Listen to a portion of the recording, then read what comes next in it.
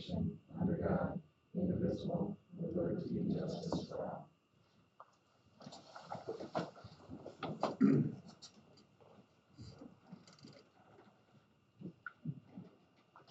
Approved minutes from June 8th, 2026, regular city council meeting. I move that we approve, but might just comment that the sentence at the top of the second page is a little bit awkward. For what it's worth.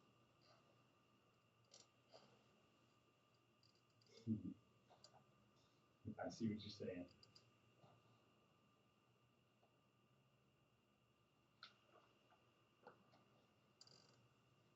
I'll second. All in favor, aye. Aye. Opposed, same sign, motion carries. Consent agenda A, approved payments and disbursements. B, approved setback variance at 608 North Polka. C, Church of St. Mary's Field Use Agreement.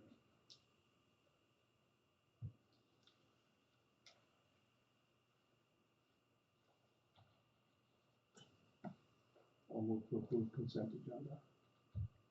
I'll second that.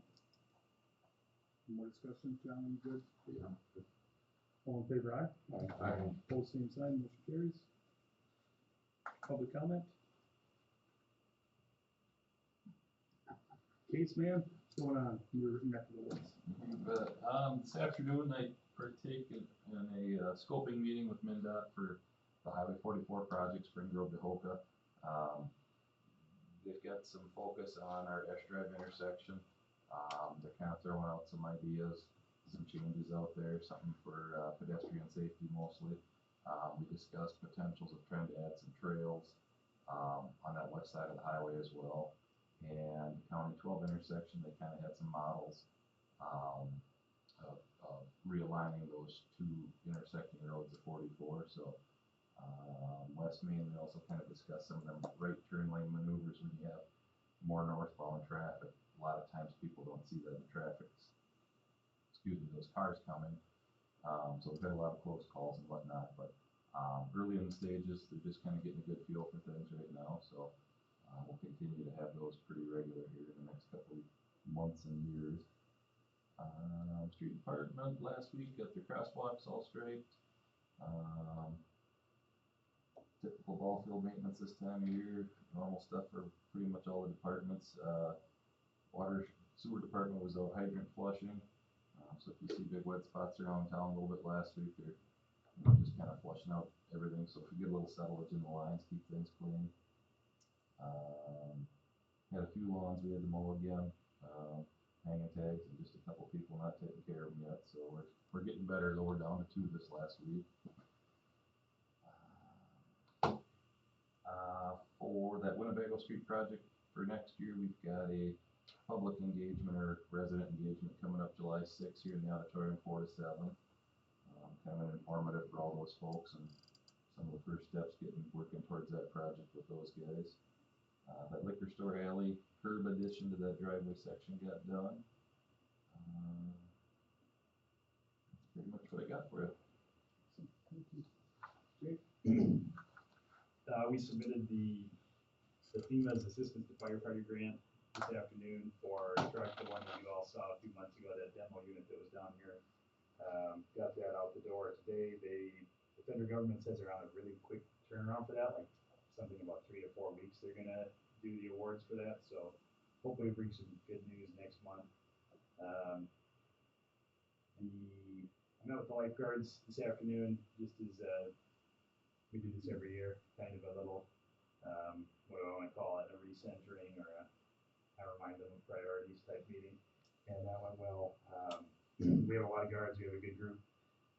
It's just every full season's a little rocky at the start. And so, but I mean, overall, 15 guards and a lot of them have some experience, so it's going to do well, I think. On that topic, we have a swim lesson website now that should go up this week, should go up Wednesday. We're not going to take payment on it this year, but we have everything else set up.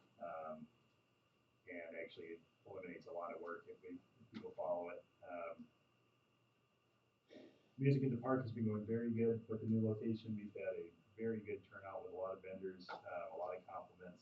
I think that was a good move, moving it up there and we've got the pool involved, and we're gonna monkey with the hours at the pool a little bit to kind of allow those two things to happen at the same time.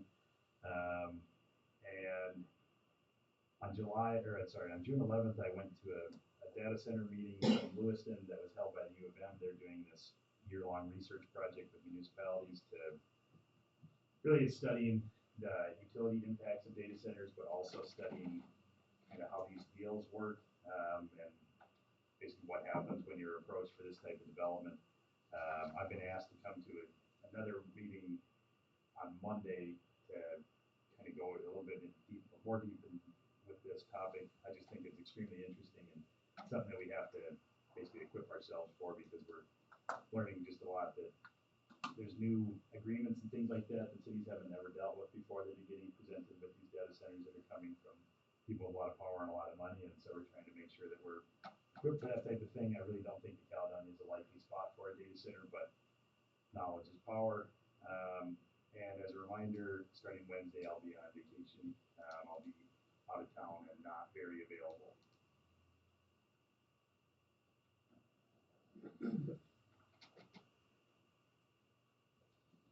New business, liquor liability requirements. That was me. You're up. I did a handout to everyone with a letter, and on the back side of that is kind of the requirements that the Minnesota Liquor Liability Assigned Risk Plan has for requirements. You'll notice some highlighting on the very back page that talks about that unless the city requires higher liquor liability limits, the most, like, for instance, that we're doing this mostly for the Houston County Fair, the most liability limits that they can get are the top ones that are highlighted, which are very low limits. That's costing them about $125 a day. But if the city were to say, we require you to have higher limits, and it can be anything, there's three that are highlighted there towards the bottom. It's very minimal difference. It costs to have more liability, like 5 times more liability for the insured, and it also is protecting the public. Anyone that would be serving on the Houston County Fair Board, anything of that nature. So we're just asking if the city would consider requiring higher liquor liability limits for that reason.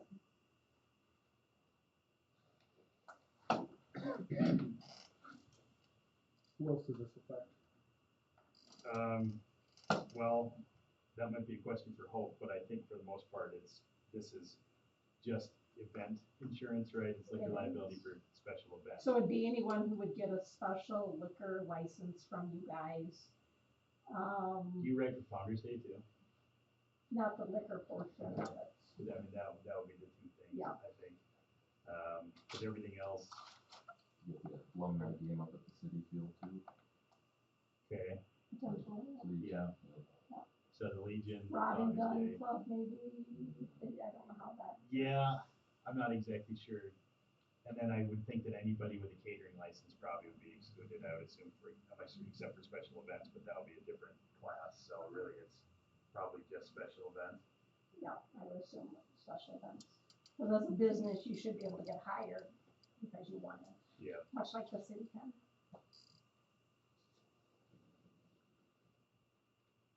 Hope, what levels do you think we should have? Or Well, more's always better, but, I think at a minimum, that one that's got the 500,000, the first one that's highlighted would be a minimum for you to consider, and, yeah. $1 million, there's nothing really even wrong with $1 million. And then the next one would be 1.5 million is what they're indicating there. I think What have we done in the past? We've not addressed this in the past.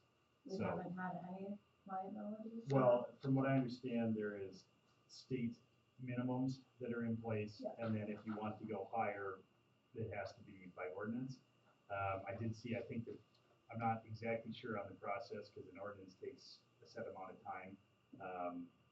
What I would like to test, basically, is if the council is willing to do this, then we would try to do it by motion tonight, take those minutes, and see if the state will accept that. And if that's good enough, then we will go and finish the process. If we have to absolutely run through it, if the council is willing, if that's the decision, then we can get through it pretty quickly. We can get a public hearing and an adoption in 3 weeks, roughly 4 weeks. Can I ask another question? So it's a county,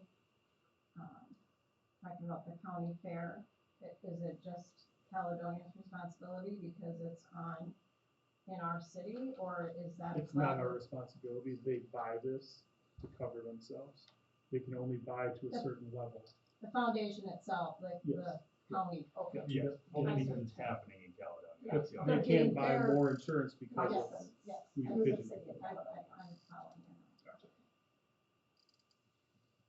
Oh, yeah, that's a great point. So it would go into how we regulate our temporary liquor licenses, not our annual liquor licenses, not anything else. That's the ordinance that would have to change.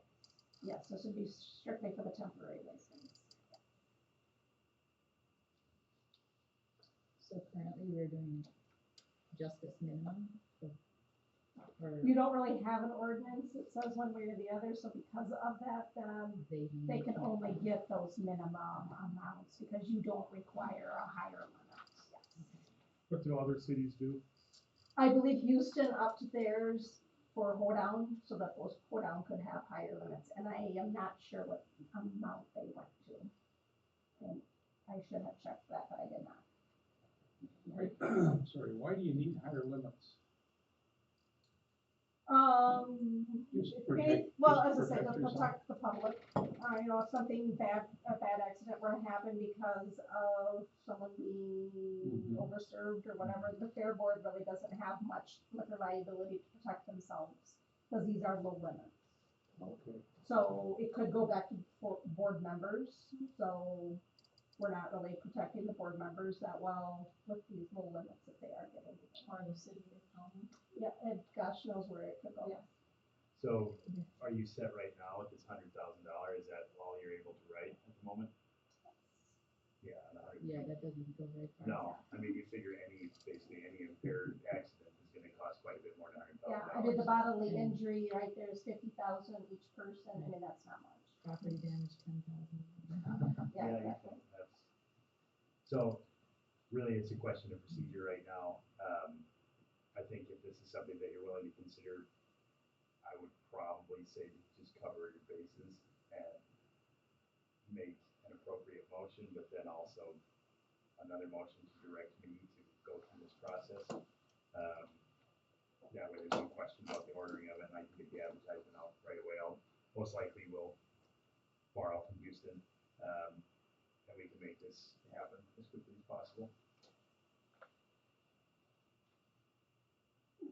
well, personally, I think $1 million policy is pretty minimal. And usually if, sorry to say, if you get sued, the first thing they ask you is what your limits are. Yeah. But, that should pretty well protect everybody, I would think. When we do a new liquor license, those are somewhere in the 1.5, I think. I don't know if you write any of those, but usually we see a liability of 1.5 million, I think.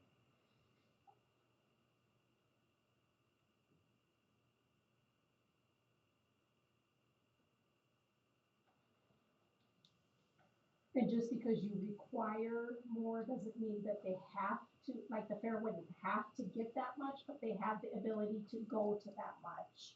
You know, so I mean, you're not like strapping people and going, well, I don't want that much, but they at least they can now choose what limits they want if you go with a Well, in higher. that case, maybe we go with the higher.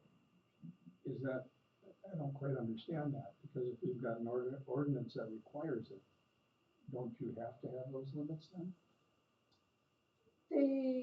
Well, I guess it depends on how the ordinance is written. If you say you need this amount, or if you say you can have up to this amount, I guess would be depending on how you write the ordinance. Yeah, I haven't done any legal research on this one yet, so I don't know exactly what that's gonna look like.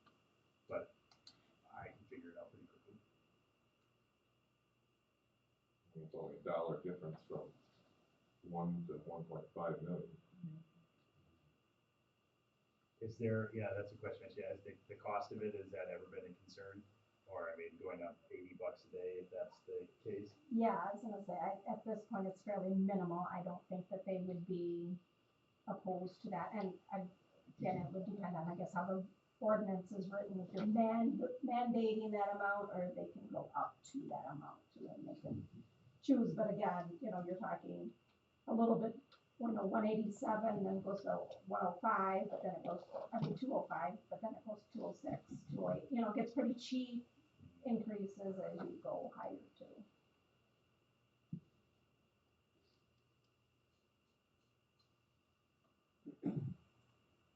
I guess I don't know how the motion is supposed to be read. Yeah. I'm confused. I mean, we might as well go for 2 million then, and just say you can have up to, then they can just make their choice, right, Bob? Does it make sense to have a minimum as well, like a range between, I mean, is it really hurting anything if we still allow people to do the very basic state minimum, or?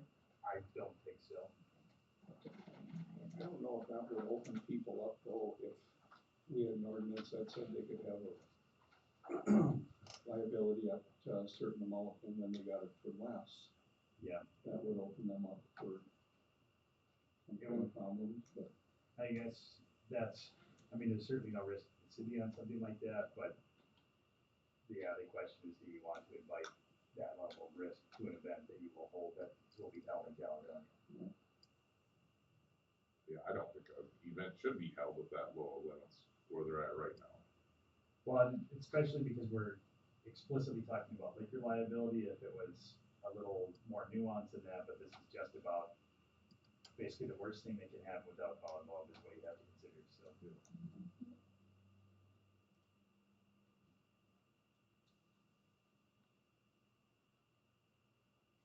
you mentioned looking at what Houston did. Would it be an advantage to look at that first? Yeah, I'm guessing, really, I think that the first motion I talked about, that one, I don't think is gonna end up being valid anyway. I think maybe it's more appropriate to just, if this is whichever limit you wanna do, to just direct me to get the ball rolling and just do it, because I can get an advertisement out, and a hearing scheduled, and there won't be any surprises in an ordinance like this. It's pretty boilerplate as far as just the technicality of it, that we need to do this to allow people to buy certain insurance coverage. We can get that with 10 days notice. I mean, we could, so it'll be in the paper on the 30th, July 1st, is that right? Second meeting in July, we could have it done. Well, do you think that's enough time? If we enact that on July 20th, will you be able to get a policy in place by the time of the fair? That would give us about a month. So it has to be this month because we won't make the fair for August. Yep. We're not that far away, Right. As I say, yep. Yeah. And then just, normally we would hold that in the planning commission, but I don't think that will work with the timeline, so we'll probably plan for that public hearing to be here on July 20th. And then you can have the hearing, you can enact it all in one go. So I can do that by consensus, I don't need a motion either, but I just need to know what limits you wanna go with. I think we should go with $1.5 million myself. Nowadays, $1 million isn't that much, but That's a minimum. as the max. well, that's what, Or required. I mean, Yeah, really- just instead of You're maximum. really That would be just the maximum. protecting yourself, because if they can't go after the policy originally, they're just going to bleed out and to get their money, and it's gonna affect a lot. And you just don't want, it's just a protection thing. Reputationally too, I mean, an accident turns into a crisis if somebody doesn't. And then it's a lot of bad publicity and a whole lot of terrible stuff for a minimum cost to protect. Well, so I think we would, I mean, that's gonna fall on me, I'll figure out what that has to say, but you wanna set your idea as a minimum of 1.5 million for a special event liquor liability, basically. Well, if that's the minimum we set, then they can't go less than that. So you're talking about a maximum? Yeah, I thought that'd be more the maximum, but that was my thinking.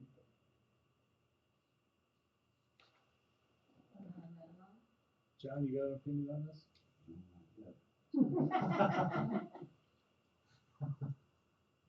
I guess I'd feel a million should be a minimum.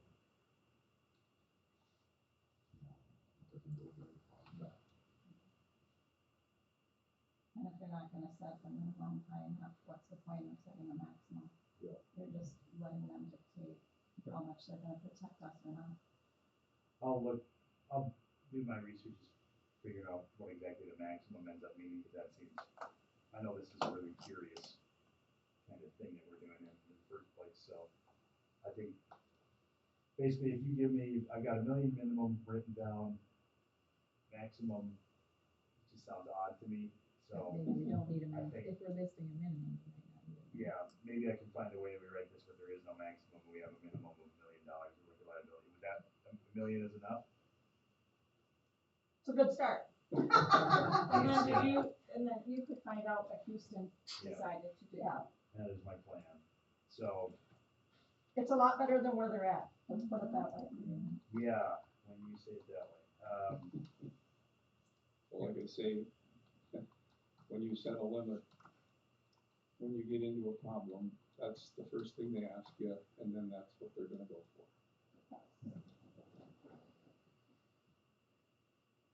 So I'm gonna try to get an ordinance, a public hearing for an ordinance scheduled for a minimum $1 million liquor liability coverage and ideally no maximum.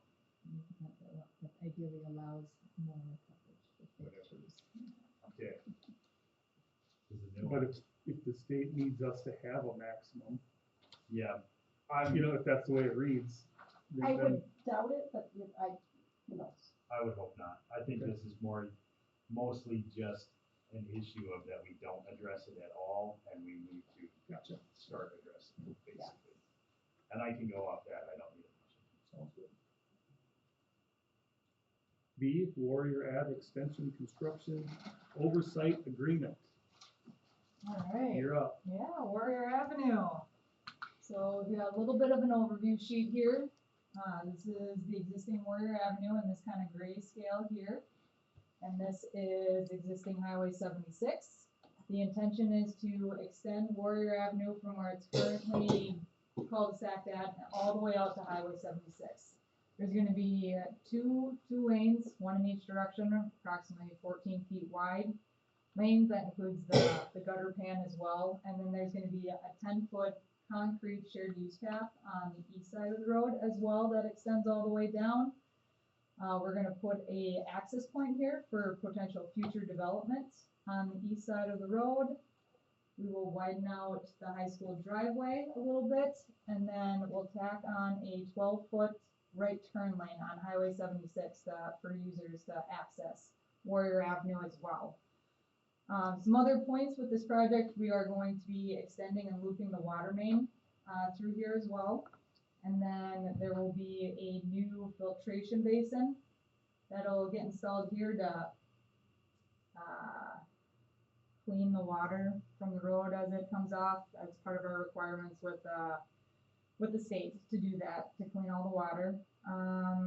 Lighting will be installed. We'll have center line marking down the road. And this is gonna be utilized as a detour route when Minnesota or MnDOT does the roundabout construction. So part of that is, the city has secured an agreement to get paid to use that road, as well as some other funding sources that they've secured as well. Any questions? For the detour, with this, sustained semi trucks, is it Yes. robust enough? Yep. Oh, the speed limit be on that. 30? 30. 30?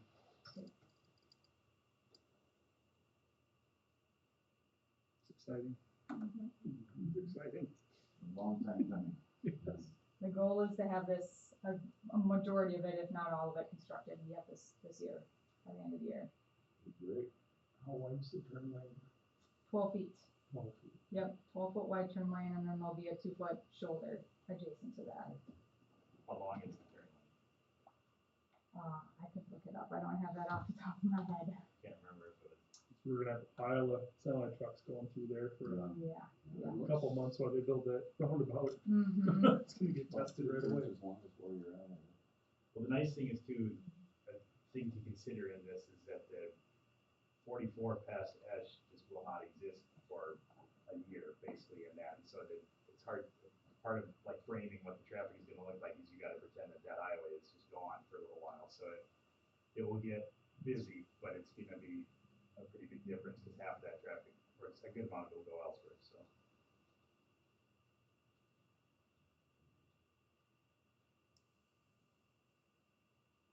So we have two staff reports in front of you. One is for the avenue extension and the ordering the plan, approving the plans and specifications and ordering the advertisement for bids.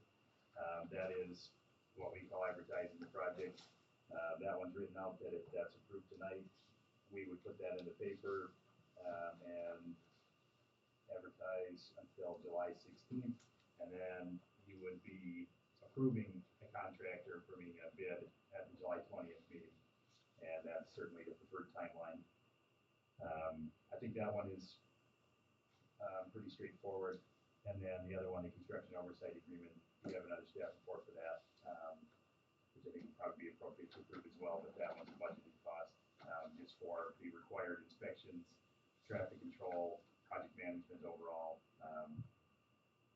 So I'd recommend both of those for approval so we can get going.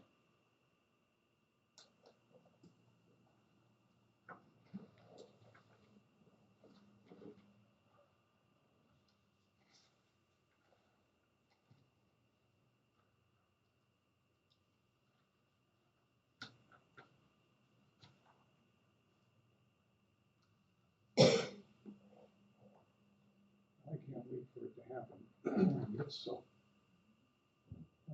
I'd like to make a motion to approve the construction oversight agreement. Well, second. Any more discussion? Dave, any other? All in favor, aye? Aye. Opposed, same sign, motion carries. I'll approve to, or move to approve the advertisement. I'll second that. Any more discussion? John, Bob, you good? All in favor, aye? Aye. Opposed, same sign, motion carries.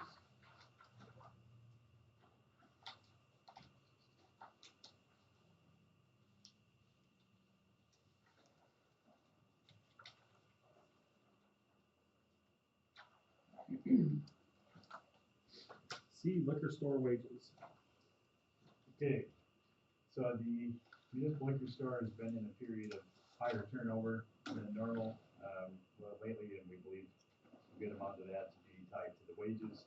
After doing some research around town, we know that there are some higher paying jobs, or sorry, some lower paying jobs in town, but not that many. And that there's a handful of entry level jobs that pay quite a bit more, and we have some lifeguards that make more than our liquor store staff as well. Different job, different responsibilities, of course. Right now, our liquor store starting wage is set at $14.73. We ran the numbers, and at about 2,700 part-time hours, you can figure a $2 increase would equate to $5,400 towards the budget. A $1 increase would be $2,700. Difficult to say exactly how high it should be, or if we should consider a different structure that has, some longevity benefits in it, where you get a raise every 12 months, that type of thing. We currently have nothing like that in place, but it'll be my recommendation that it goes up at least $1. We can afford $1, no problem. We should be able to afford $2 with some higher sales, or just a little bit of reducing some of the expenses that City Hall charges to the liquor store, something like that. But overall, I know it needs to go up, so I would like to discuss. And it's it's, I guess, really a matter of what council's comfortable with, what you're willing to pay.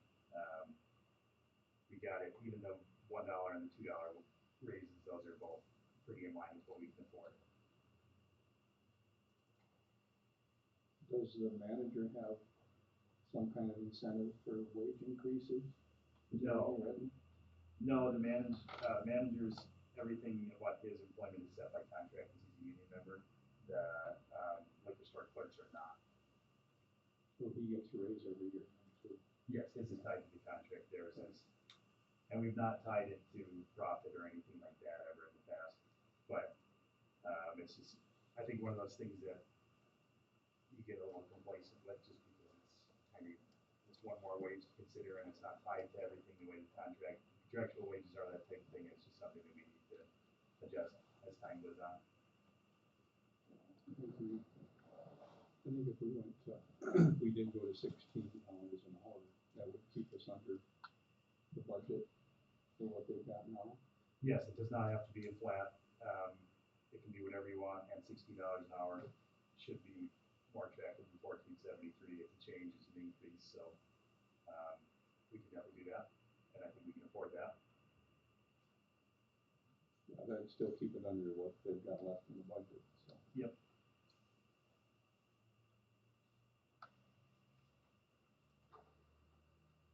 I'm comfortable with that. Sounds good. I'll make that motion. Raise the liquor store part-time wage to $16 an hour. I'll second. Any more discussion? All in favor, aye. Aye. Opposed, same sign, motion carries. I'd also like to mention that there should be some incentives involved if they stay that long. Yeah, And that, the longevity pay, that type of thing. So that, I would like to see Joe come to us and say this person's doing a great job, let's give him a raise. Yeah. To me, that's his job.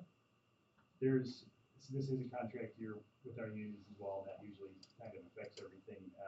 But I have been trying to work quite a bit closer with Joe these last couple months, just as far as figuring out exactly that, trying to figure out how we can, I think, and this is extremely common in municipal liquor stores, is that basically you don't do anything that a private employer would, because you don't consider the liquor store as anything but city-owned, basically, and we look at the budget for that the same way you look at the budget for everything else, and it's kind of hard to put it back in that enterprise fund, thought process, just because we don't treat the water department that way, sewer, light, all that, but we have a lot more freedom with the liquor store, there's more incentivize things like that we can do, and just to treat it as what it is, it's a completely different job than anything else that we've got. Is Joe the only full-time employee? Yes. That might incentivize somebody to be more full-time as well, which has a bunch of benefits to it. You know, if you have a Yeah. bunch of part-time people, it's hard to fill in and it's already crappy hours. So they're even crappier when it falls on a Saturday.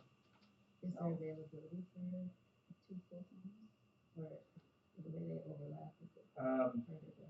Well, then you'd have Joe working until 4 every day, and then they'd have to come in around 3 to make that work. We'd have to consider expanding hours. I've not modeled that one out at all, so I don't know. And then there'd be some unique considerations for that too, adding a full-time position like that. Or even more full-time, so that you don't have, I'm just throwing out numbers, you don't have 10 part-time people, you have, 5 that are more vested, more familiar, more retention, less training. there are still advantages for part-time employees. Oh, though, for because sure, they don't for get sure. benefits, But so. not, yeah, and I'm just throwing out, like, and I have no idea, but if you have, 5 part-time employees that are only working 1 day a week versus Right. 2 or 3, you're sharing more. Tracy, what you're saying, our problem here is turnover, Yeah, and you're giving us maybe a Yeah. fix to well, turnover. and, cause when you have that many, then, everybody's only working 1 day a week, and then Joe's stuck with the Friday and Saturday night shift, or the Sunday shift, the weekend shifts that nobody wants. So you spread the middle. I don't know how that is when you're in retail. And, that's just one thing this is a project we've never worked on at all, Yep. so it's a new one that we gotta do. I would like that to be a part of our, what we discuss kind of after contract negotiations, once we figured out what those look like. Something we budget for, but, there's also, in front of you is a question, we have a vacancy, we did some rounds of interview the last time, person that we did hire, worked once and then came back. So we have another candidate that's available, if you want, she's been interviewed, is willing to work, or with the new wage, we can re-advertise. That is, well, that's your choice. Or do nothing, that's always a choice too. Well, Joe needs some help right now, though. Yes. Yeah, that is, another thing I wanna mention is that Joe, because of the vacancies, Joe worked last weekend and the weekend before, and that will get expensive.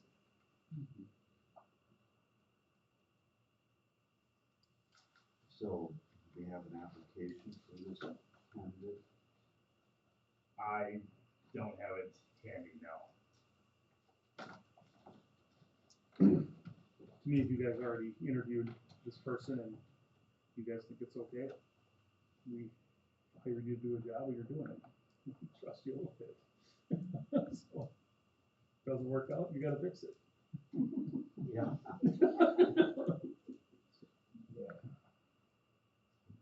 That's putting it very well, actually. I'm fine with that. I think we should give her a try. Yep, Need a motion? Yes, I do. I'll make that. I'll second that. Any thoughts? All in favor, aye? Aye. Opposed, same sign, motion carries. Overtime report, pay period May 25th through June 7th.